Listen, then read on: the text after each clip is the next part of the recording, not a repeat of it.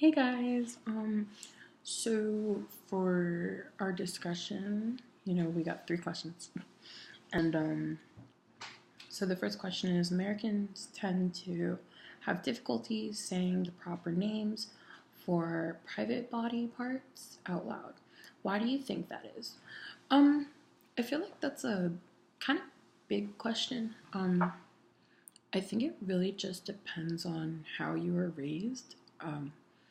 So kind of as a generalization, America is kind of a Christian oriented country. So a lot of like at least in my personal life, I've learned that like people who generally practice a form of faith in like kind of in the Christian esque realm rather. It doesn't have to necessarily be Christian, but um, just religion in general is not very open about sex. So therefore, I feel like that definitely plays a key factor. I think in general, because we're not taught that it's something casual, I guess you could say, to talk about. Um, Private parts are definitely kind of an awkward topic for a lot of people. So I think it's religion based. I think part of it's social based. If you see someone who isn't comfortable talking about it, then you're probably not going to get comfortable.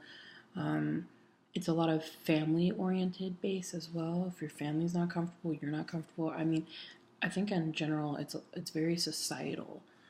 So it just really, that's kind of how I see it. Um, so you have the article on talking about penis and vagina openly, like the private parts and whatnot. Discussed how people with their children, what those private parts mean and what role they play with ourselves in the sense of being comfortable with talking about it, having the knowledge, understanding something that they really said. A line that I really liked was Rodenberg want children to understand that their private parts are just that and off limits to others. And that's just so true. That's exactly what, needs to be taught. So, in this sense, they were talking about how children who had learned at a younger age what private parts were and whatnot, that they were more likely to be healthier, have a healthier self-esteem, and a much healthier understanding as to the importance of sex and what's the word I'm looking for? Condoning and saying no and all those things. Like, so when you follow up with the NPR story, had the two males who had raped the young female, and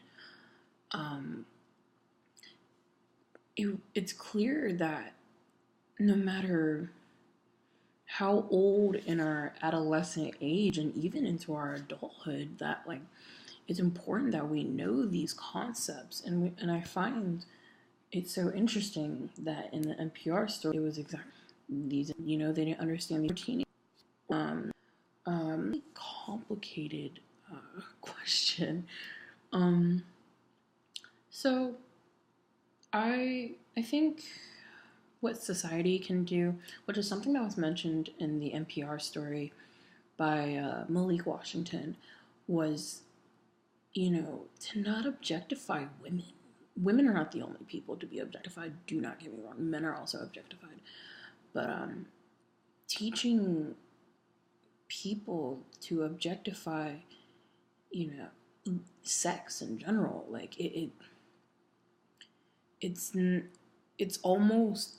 even borderline casual. It's far more extreme than that. And I think what you know, the message here from both of these stories is that these need to be casual conversations had, and people need to be comfortable with having these conversations.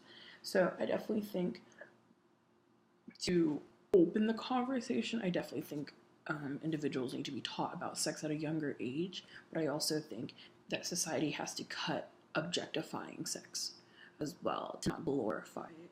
Um, will it, have some changes in society? I really don't know.